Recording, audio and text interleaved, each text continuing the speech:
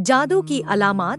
जादू जब भी किसी इंसान पर होता है तो इसकी वाज़ेह अलामात होती हैं। शाज़ व नादिर ही ऐसा होता है कि किसी पर जादू हो और इसमें कोई अलामत भी न पाई जाए। याद रहे कि ये अलामात बकसरत बार बार जाहिर होती हैं। जादू की अलामात। जादू की अलामत हर मरहले में मुख्तलिफ होती है।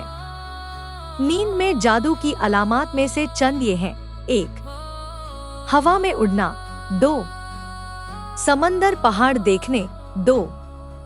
दरिंदे शेर कुत्ता जंगली जानवर सांप बिच्छू छिपकली बिल्ली। कुर्बानी के जानवर बड़ा गोश्त देखना बंदर बैल ऊंट खंजीर वगैरह। 4. ब्रहना मंजर देखना या किसी को जिनसी ज्यादती करते महसूस करना। डरावनी शक्लें देखना खुद को बुलंद जगह से गिरता देखना। नींद का कच्चा होना। रात को नींद का न आना। नींद में सख्ती के साथ होंठ चबाना। इंसानी गिलाजत देखना। 5.